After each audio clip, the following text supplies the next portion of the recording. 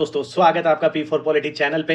और हम लेके चल रहे हैं अपनी वेस्टर्न पॉलिटिकल थॉट की सीरीज, जिसमें लास्ट टाइम हमने कंप्लीट किया था एना अरेंट को, जिसमें हमने देखा था उनकी जो राइटिंग्स है जो टोटलिटेरियन स्टेट पे। हमने देखा था कि डिफरेंस क्या है, difference between totalitarian state and authoritarian state, जिसमें मैंने आपको पाकिस्तान और चाइना का एग्जाम्पल देकर समझाया था।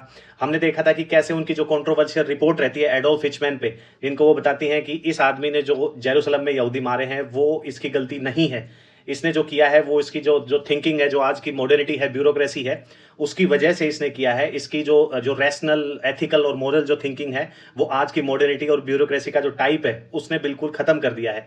तो ऐसे वो बताती हैं कि जो आपके एडोल्फ हिचमैन है उनकी कोई गलती नहीं है।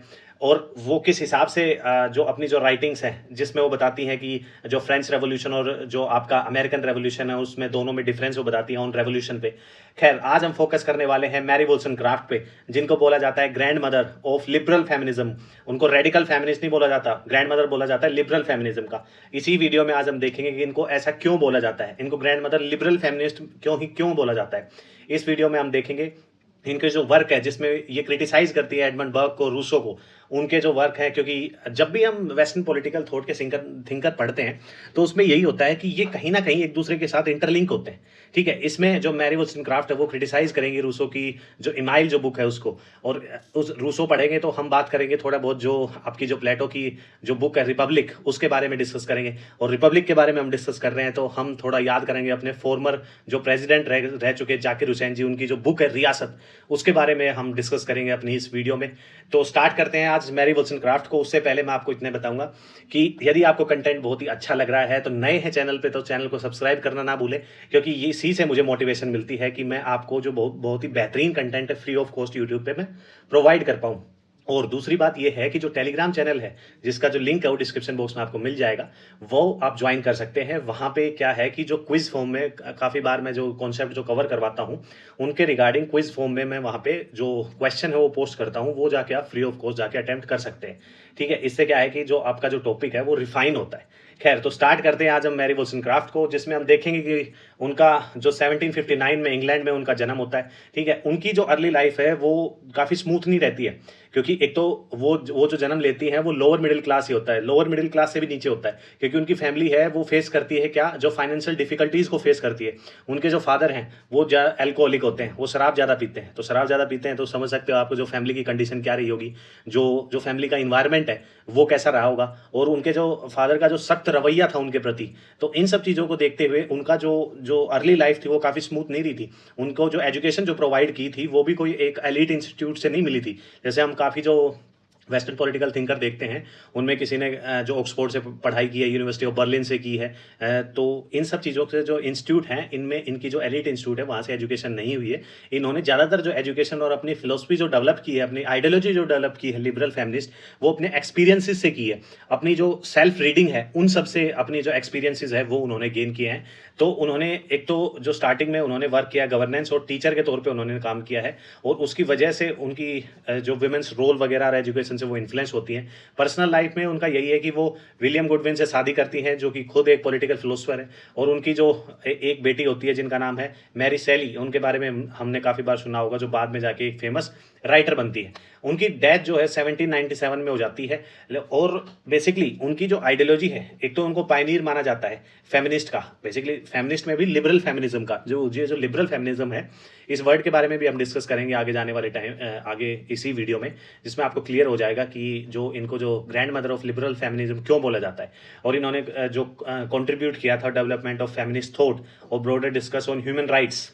एक आपकी हेलरी के जो क्लिंटन है, उनकी एक बहुत ही इंपॉर्टेंट स्टेटमेंट है कि जो ह्यूमन राइट है ना वो ह्यूमन राइट्स हैं। ये भी काफ़ी बार एग्जाम में आपसे पूछा जाता है। अब हम देख लेते हैं इनके इंपॉर्टेंट वर्क। जिस हिसाब से मैंने आपको बताया कि कोई भी इनकी जो एजुकेशन है वो एलिट एजुकेशन जो इंस्टीट्यूट है वहाँ से नहीं हुई है। जो भी इन्होंने जो आइडियोलॉजी डेवलप की है वो अपनी थिंकिंग से की है, अपनी सेल्फ रीडिंग से की है, क्योंकि इनका फैमिली इन्वायरमेंट इतना अच्छा नहीं था।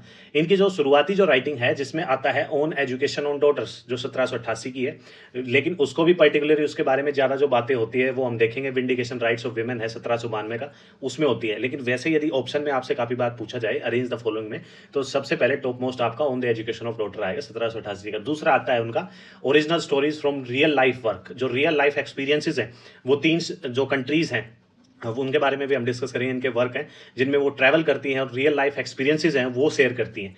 तो ये जो आपका पहला वर्क आएगा ऑन एजुकेशन ऑफ डॉटर, दूसरा आएगा जो कि ओरिजिनल स्टोरीज बसरते हैं, दूसरे जो लेटर जो वर्क है उनमें इनके बारे में ज़्यादा जिक्र किया गया है, लेकिन ऑप्शन में आपको मिलता है तो आपको अरेंज द फॉलोइंग में आपको ये करना है, ठीक है। जो इंपॉर्टेंट वर्क आता है उनका आता है विंडिकेशन राइट्स ऑफ मैन, जो कि 1790 में आता है, ठीक है। कमाल की बात है कि ये एक लिबरल फेमिनिस्ट हैं, लेकिन सबसे पहले ये लिखती हैं विंडिकेशन राइट्स ऑफ मैन, दूसरे पे ये लिखती हैं 1792 में विंडिकेशन राइट्स ऑफ वुमेन, ठीक है। तो जो विंडिकेशन राइट्स ऑफ मैन है इसमें बेसिकली वो क्रिटिसाइज करती है एडमंड बर्ग का जो वर्क है reflection on revolution in France, क्योंकि जब भी हम एडमंड बर्ग को देखते हैं तो वो क्या है, वो अपने आप में कंजर्वेटिव है। तो कंजर्वेटिव क्या कभी ऐसे रेडिकल सोसाइटी में रिफॉर्म्स को एक्सेप्ट करेगा? नहीं करेगा। तो जो फ्रांस रेवोल्यूशन हुआ था उसकी वजह से जो काफी चेंजेस आए थे उनको जो एडमंड बर्ग है वो क्रिटिसाइज करते हैं, और इसीलिए जो विंडिकेशन राइट्स ऑफ मैन में है, जो आपकी जो मैरी वोllstonecraft है वो इस वर्क में उनको क्रिटिसाइज करती है और वो डिफेंड करती है इस वर्क में, defend the principle of French revolution, क्योंकि आपका लिबर्टी इक्वालिटी फ्रेटर्निटी ये भी हमने जो हमारे इंडियन कॉन्स्टिट्यूशन में है ये फ्रांस से लिया है, और वो इस वर्क में डिफेंड करती है प्रिंसिपल ऑफ फ्रेंच रेवोल्यूशन और argue for social and political reforms. Basically जो रिफॉर्म्स है पॉलिटिकल और सोशल रिफॉर्म्स हैं उनको क्या करती है, डिफेंड करती है। लेकिन यहीं पे जो आपके एडमंड बर्ग है मैंने बताया वो कंजर्वेटिव है, वो जो रेडिकल रिफॉर्म्स आते हैं सोसाइटी में, जो भी कंजर्वेटिव थिंकर होगा जो रेडिकल रिफॉर्म्स आते हैं सोसाइटी में उनको वो एक्सेप्ट नहीं करते, ना ही वो चाहते हैं। इसीलिए इस विंडिकेशन राइट्स ऑफ मैन में वो एडमंड बर्ग को क्रिटिसाइज करते हैं, और एडमंड बर्ग के भी जो वर्क है reflection on revolution in France basically इस वर्क को क्रिटिसाइज करती है। दूसरा उनका जो इंपॉर्टेंट वर्क आता है वो आता है विंडिकेशन राइट्स ऑफ मैन, जो कि 1792 का है, मोस्ट इंपॉर्टेंट वर्क है इनका, क्योंकि दोनों में आपको काफी बार कंफ्यूजन हो जाता है एग्जाम में, क्योंकि इसमें मैन है इसमें वुमेन है, ठीक है। लेकिन इसमें क्या है कि इसमें फाउंडेशन रखती हैं अपनी फेमिनिस्ट फिलोसफी का। कैसे रखती हैं? इसमें वो बताती हैं कि इसमें वो एडवोकेट करती हैं वुमेन्स एजुकेशन का, इक्वालिटी का, रैशनैलिटी का, आर्ग्यूइंग करती है कि वुमेन आर नॉट, जो औरतें हैं वो नेचुरली इंफीरियर नहीं है आदमी के, बस क्या है कि उनको एजुकेशन अच्छे से नहीं मिली। जो सोसाइटी है, जो जिस हिसाब के जो नॉर्म्स बनाए गए हैं, रूल रेगुलेशन बनाए हैं, जिसकी वजह से औरतों पे रेस्ट्रिक्शन लगाई जाती है, उसकी वजह से वो इंफीरियर है, नेचुरली इंफीरियर नहीं है। यहाँ पे वो क्रिटिसाइज करती हैं रूसो को, और रूसो के भी कौन से वर्क को, इमाइल को। याद करो जब मैंने आपको रूसो पढ़ाया था तब मैंने ये बताया भी था कि जो रूसो का जो वर्क है इमाइल, जो कि एजुकेशन पे है, जिसको मैरी वोllstonecraft जो क्रिटिसाइज भी करती हैं, तब मैंने रूसो करवाते टाइम मैंने आपको ये करवाया था। आपको जो रूसो की वीडियो है वो भी अच्छे से देखनी है, क्योंकि जो थिंकर हैं वो इंटरलिंक होते हैं। जब मैंने मार्क्स करवाया था तब मैंने आपको बताया था कि आपको हीगल अच्छे से देखना है, आपको ग्रामसी अच्छे से देखना है, क्योंकि ये सब मिलके मार्क्सिज्म को कंप्लीट करते हैं। ग्रामसी, जब हमने ग्रामसी पढ़ा था तो देखो मार्क्सिज्म में कितने जो कॉन्सेप्ट है उन्होंने इंट्रोड्यूस किए थे।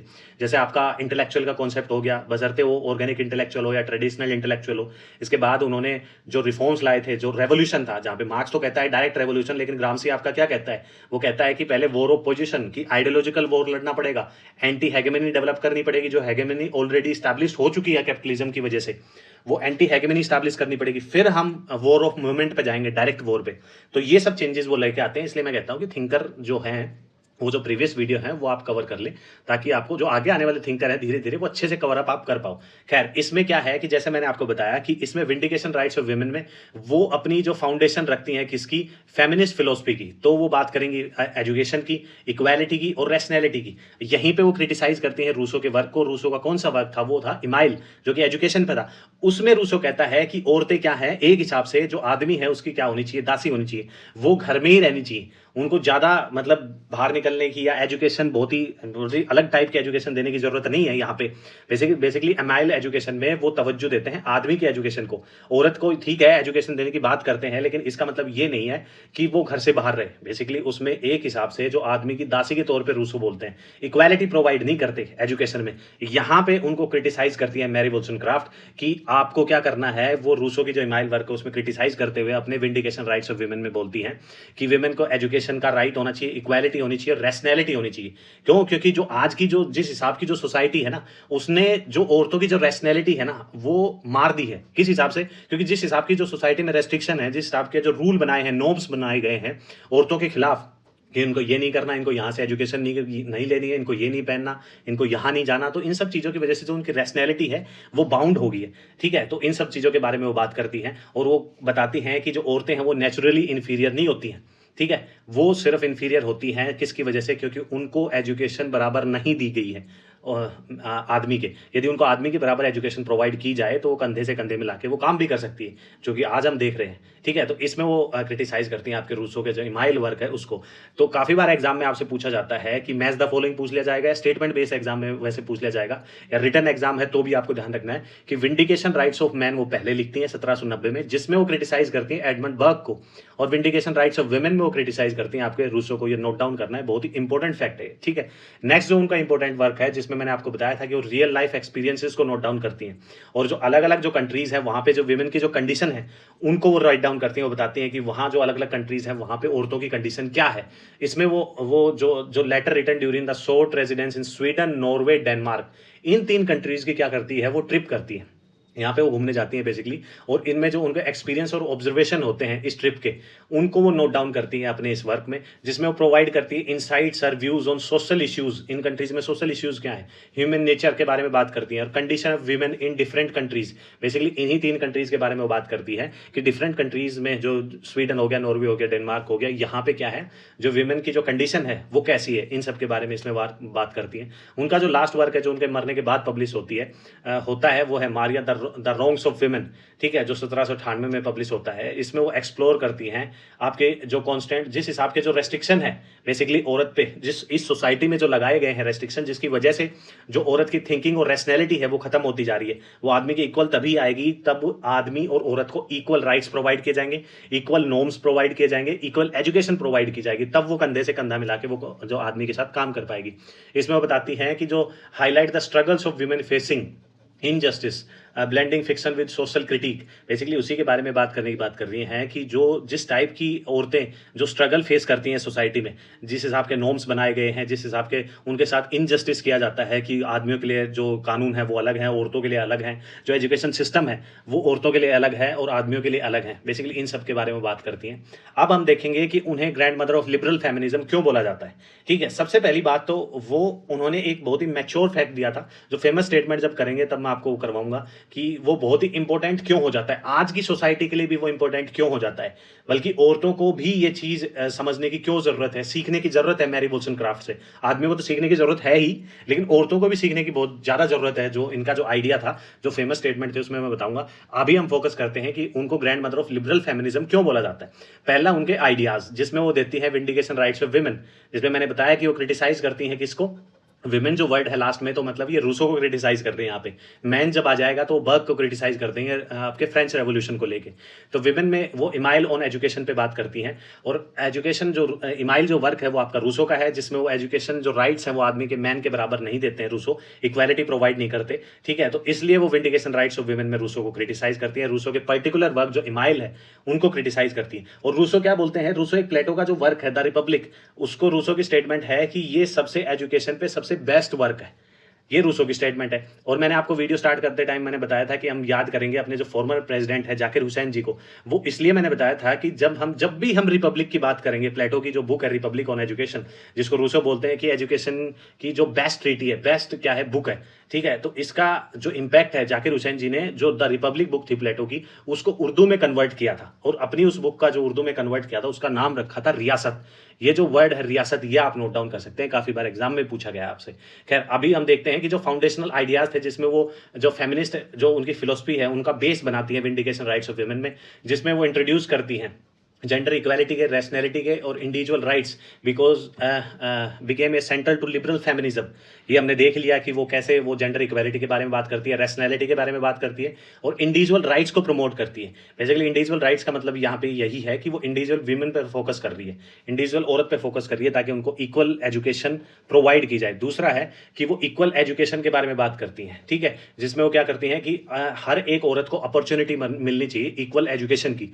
ठीक है, वो बताती हैं कि women should have access same intellectual resources, कि जो इंटेलेक्चुअल रिसोर्सेज आपके आदमियों को प्रोवाइड किए जाते हैं वो औरतों को भी मिलने चाहिए। As man develop their full potential, basically यदि आपको पोटेंशियल रीच करवाना है औरतों का, तो जो आदमियों को आप इंटेलेक्चुअल रिसोर्सेज प्रोवाइड करते हो एजुकेशन सिस्टम में, वो आपको औरतों को भी प्रोवाइड करना पड़ेगा, तब जाके औरतें अपना फुल पोटेंशियल रीच कर पाएंगी। ठीक है, तब जाके वो सोसाइटी में उठ पाएंगी, तब जाके उनको जो डिस्क्रिमिनेशन होता है सोसाइटी में, उन सब चेंजेस को वो आदमी के बराबर खड़ी हो पाएंगी। इसके बारे में बात करते हैं। तीसरा जो उनका है वो रैशनल इंडिविजुअलिज्म के बारे में बात करती हैं, जिसमें वो एम्फेसाइज करती हैं इंपॉर्टेंस ऑफ रीजन। ठीक है, क्योंकि रीजन क्या है, थिंकिंग है एक टाइप की, कि आप रीजनेबल हो या नहीं, आप तर्क तर्क के हिसाब से सोचते हो या नहीं, जिसमें वो इंडिविजुअल ऑटोनॉमी की बात करती हैं, advocate women to have to be seen as rational being. अब एक बात बताओ कि जिस हिसाब की उस टाइम पे सोसाइटी थी कि जो औरतों को क्या है, घर की चार दीवारी के अंदर ही रहना है, ठीक है, यदि कोई आदमी घर की चार दीवारी के अंदर रहेगा, एजुकेशन भी प्रोवाइड नहीं की जाएगी, तो वो किस हद तक रैशनल बीइंग हो जाएगा। तो इसलिए जो आपकी मैरी वोllstonecraft है वो कहती हैं कि उनको एक तो जो इक्वल इंटेलेक्चुअल रिसोर्सेज प्रोवाइड करने चाहिए, दूसरा वो एडवोकेट करती हैं कि वो जो रैशनल बीइंग कैपेबल बन पाए, क्योंकि इक्वल एजुकेशन आपको उनको प्रोवाइड की जाएगी आदमियों के इक्वल, तो और contribute to society equal footing with man, कि आदमी के बराबर कंधे से कंधा मिला के सोसाइटी में वो कंट्रीब्यूट करें, वो किसी भी फील्ड में कर सकती है। फोर्थ है उनका कि जो क्रिटिक ऑफ जेंडर नॉर्म्स, कि जिस हिसाब के जो आपकी सोसाइटी में नॉर्म्स हैं कि आदमियों के लिए अलग है एजुकेशन सिस्टम या सोसाइटी में क्या करना है क्या नहीं करना, क्या चीज़ आप अटेंड कर सकते हैं, तो वो रूल जो है वो आदमियों के लिए अलग है, औरतों के लिए अलग है। इसलिए वो क्रिटिसाइज करती हैं कि औरतों के जो जो आपके जो राइट्स जो आपने प्रोवाइड किए हुए हैं मेंस को, वो बिल्कुल ही अलग है यहाँ पे, और जहाँ पे जो औरतें हैं उनके जो राइट्स हैं वो बिल्कुल ही अलग है। तो इसलिए वो सोसाइटी को क्रिटिसाइज करती है कि सोसाइटी में, आज की सोसाइटी में रिफॉर्म की जरूरत है, क्योंकि सोसाइटी ने क्या कर दिया है, जो राइट्स हैं वो मैन को ज़्यादा प्रोवाइड किए हैं एज कम्पेयर टू वुमेन। ठीक है, तो इसकी वजह से क्या हो रहा है कि वो रैशनल नहीं है। इसलिए वो बताती हैं कि जो इक्वल एजुकेशन प्रोवाइड करने की ज़रूरत है सोसाइटी में औरतों को, इसलिए वो सोसाइटी के जो नॉर्म्स हैं उनको क्रिटिसाइज करती हैं। अब हम देखेंगे उनके जो फेमस स्टेटमेंट्स हैं, जिसमें वो सबसे पहला है कि वो बताती हैं कि मेरी इच्छा है कि women have power, I do not wish, कि ये मेरी इच्छा नहीं है। इसी स्टेटमेंट के बारे में मैं आपकी बात कर रहा था कि आदमियों को तो सीखने की जरूरत है ही, लेकिन औरतों को भी सीखने की जरूरत है। स्टेटमेंट कितनी कितनी डेप्थ रखती है स्टेटमेंट, जब वो बोलती हैं कि मेरी इच्छा बिल्कुल नहीं है कि औरतें आदमी को ओवर पावर कर जाएं, ठीक है, बट ओवर देमसेल्व्स, कि वो खुद को एक हिसाब से खुद में इतना इंप्रूवमेंट लेके आए कि वो आदमी के इक्वल खड़ी हो पाए।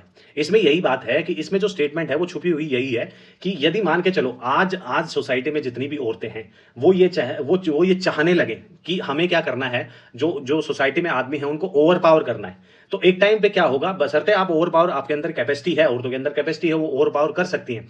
लेकिन जब भी आप किसी भी, ये ह्यूमन बीइंग की टेंडेंसी होती है, जब भी किसी चीज को ओवर पावर किया जाता है तो जो जो लोअर जो बच जाता है आपकी जो कम्युनिटी, क्योंकि औरतें हैं वो आदमियों को ओवर पावर कर जाएंगी, तो कहीं ना कहीं एक टेंडेंसी धीरे धीरे डेवलप होगी आदमियों के अंदर भी कि अब हमें क्या है, अब हमें औरतों को ओवर पावर करना है। तो ये सोसाइटी में टसल ही चलता रहेगा।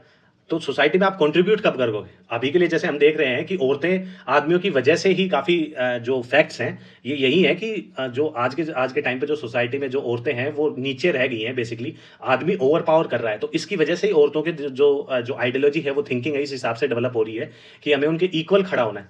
यदि यही टसल यदि चलती रहती है कि ओवर पावर की टसल क्या है, नेगेटिव जो कंपटीशन है उसको बढ़ावा देती है। लेकिन इसमें क्या है कि आदमियों के इक्वल आके खड़ा होना है। ओवर पावर करने से क्या है कि जो नेगेटिव दोनों ही कम्युनिटी में नेगेटिव कंपटीशन आने लगता है। यदि पॉजिटिव हेल्दी कंपटीशन लेके आना है तो इंप्रूवमेंट लाने की जरूरत है, सोसाइटी में रिफॉर्म्स की जरूरत है, सोसाइटी में जो जो औरतों को एजुकेशन राइट्स है वो इक्वल प्रोवाइड करने की जरूरत है, ताकि वो अपना फुल पोटेंशियल रीच कर पाएं। और जिस स्टेज पे आज जिस जिस हिसाब से सोसाइटी में जो आदमियों को राइट्स प्रोवाइड किए जा रहे हैं, आदमी जिन जिन फील्ड में कंट्रीब्यूट कर रहे हैं उन फील्ड्स में औरतें भी कंट्रीब्यूट कर पाएं सोसाइटी में, तब जाके वो इक्वल आके खड़ी होंगी और सोसाइटी में फुल्ली जो मेन हो गया और वुमेन होगी, दोनों इक्वली कंट्रीब्यूट कर पाएंगे।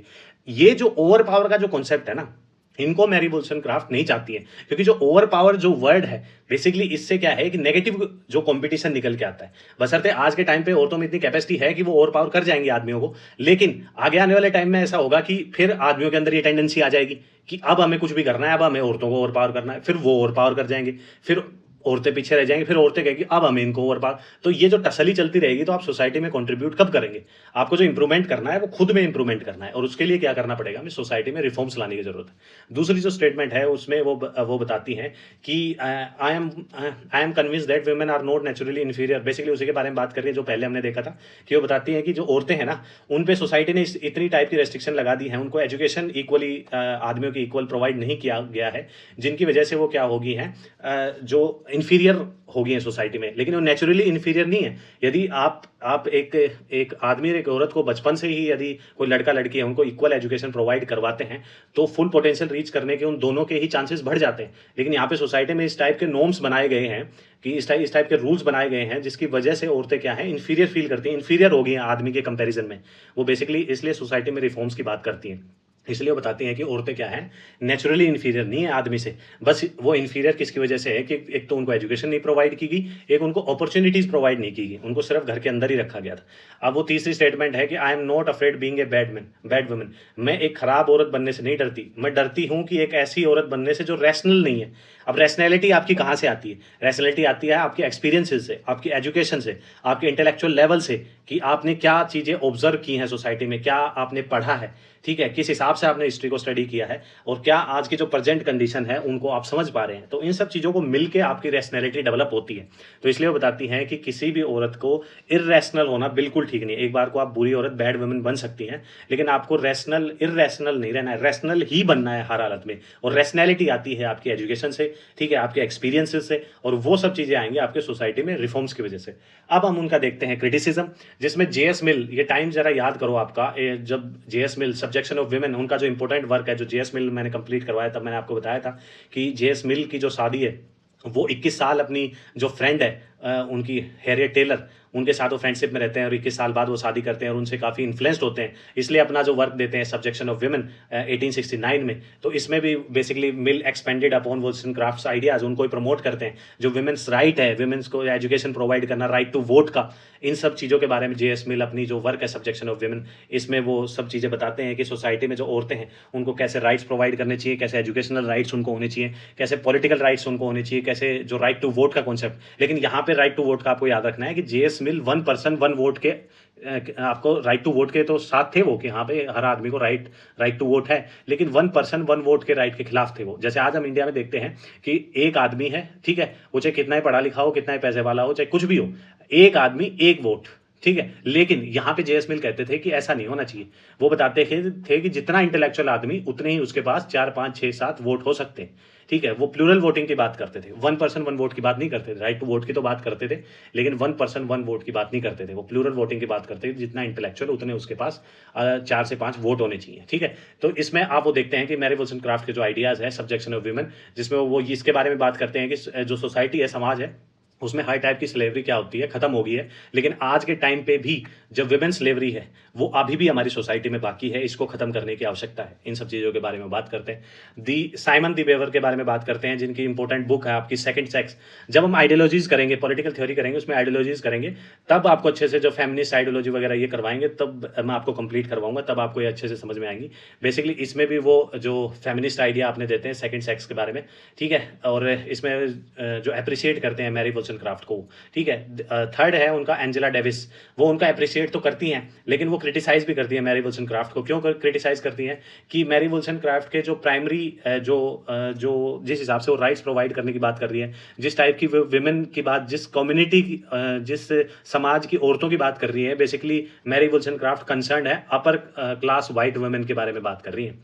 तो जो एंजेला डेविस है इसलिए उनको क्रिटिसाइज करती हैं कि वो ओवरऑल जो विमेन है, जिस हिसाब से जो रेशियल डिस्क्रिमिनेशन है, कलर रंग भेद है, उसकी वजह से भी औरतों का आपका डिस्क्रिमिनेशन होता है। तो वो सिर्फ क्या किसके बारे में बात कर रही हैं आपकी मैरी वोल्सनक्राफ्ट, एंजेला डेविस बोलती हैं कि अपर क्लास वाइट वुमेन के बारे में ही कंसर्न है, वो सभी औरतों के लिए कंसर्न नहीं है। तो यहाँ पे हम उनका ओवरऑल क्रिटिसिज्म देखते हैं इंपॉर्टेंट थिंकर के द्वारा, ठीक है। तो अभी इस वीडियो में हमने मैरी वोल्सनक्राफ्ट के जो इंपॉर्टेंट वर्क हैं, जो उनकी जो लाइफ जर्नी है, जिस हिसाब से उन्होंने अपने जो कंट्रीब्यूट दिया है, कैसे उन्होंने रूसो को क्रिटिसाइज किया है, कि रूसो का बेसिकली वर्क जो इमाइल है, कैसे उन्होंने जो एडमंड बर्क है उनको क्रिटिसाइज किया है फ्रेंच रेवोल्यूशन को लेके। तो इन सब चीज़ों को आपको जो फैक्ट्स हैं उनको नोट डाउन कर लेना है ज़्यादा से ज़्यादा। आप ये वीडियो बार बार ही देख लेंगे तो ही चीज़ें आपके रिकॉल हो जाएंगी। और आपको याद रखना है कि वो लिबरल फेमिनिस्ट है, रेडिकल फेमिनिस्ट नहीं है। रेडिकल फेमिनिस्ट के बारे में जब हम बात करेंगे आइडियोलॉजीज में, तब आपको समझ में आ जाएगा कि लिबरल बेसिकली यहाँ पे वही है कि वो ये नहीं चाहती बिल्कुल भी कि औरतों में ये टेंडेंसी आए कि वो आदमियों को ओवर पावर कर जाए। मैंने आपको बताया कि ओवर पावर करने की वजह से कहीं ना कहीं जो नेगेटिव कंपटीशन है ना, उसकी जो टेंडेंसी, उसकी थिंकिंग है, वो डेवलप करती है कि आज के टाइम पे यदि औरतें ओवर पावर कर सकती हैं, उनके पास पोटेंशियल है बहुत अच्छे से, लेकिन उसकी वजह से सोसाइटी में क्या होगा कि आगे आने वाले टाइम में, जैसे आज के टाइम पे औरतें अपने आप को इन्फीरियर फील करती हैं क्योंकि हिस्ट्री में उनको अपॉर्चुनिटीज़ प्रोवाइड नहीं की सोसाइटी ने, इसलिए वो आदमी को ओवर पावर करना चाहती हैं। तो कल को आदमी भी धीरे धीरे क्या टेंडेंसी डेवलप होगी कि अब हमें औरतों को ओवर पावर करना है, सॉरी। तो इस टसल से बचने के लिए जो एक हेल्दी कंपटीशन आए, ठीक है, तो वो खुद में इंप्रूवमेंट की बात करती हैं, और इसकी वजह से दोनों इक्वल कंधे से कंधा मिला के सोसाइटी में कंट्रीब्यूट करें। तो इन सब चीज़ों के बारे में आपकी मैरी वोल्सनक्राफ्ट बात करती हैं। तो आशा करता हूँ मैरी वोल्सनक्राफ्ट आपको अच्छे से समझ में आ गया होगा। यदि आपकी कोई भी दिक्कत परेशानी समस्या रहती है तो वो आप कमेंट बॉक्स में पूछ सकते हैं। ठीक है, टेलीग्राम चैनल ज्वाइन करना ना भूलें। चैनल पे नए हैं तो चैनल को सब्सक्राइब करें। मेरे लिए यही सबसे बड़ी मोटिवेशन रहती है आपको जो बेहतरीन कंटेंट मैं आपको प्रोवाइड करवाऊँ। ठीक है, और आपके साथी जो डायरेक्टली इनडायरेक्टली पॉलिटिकल साइंस से जुड़े हैं, टीजीटी पीजीटी यूजीसी वगैरह जिससे भी पॉलिटिकल साइंस से जुड़े हैं, उनको ये वीडियोज़ आप शेयर कर सकते हैं। ठीक है, एग्जाम की तैयारी अपने अच्छे से करते रहें। All the very best, thank you.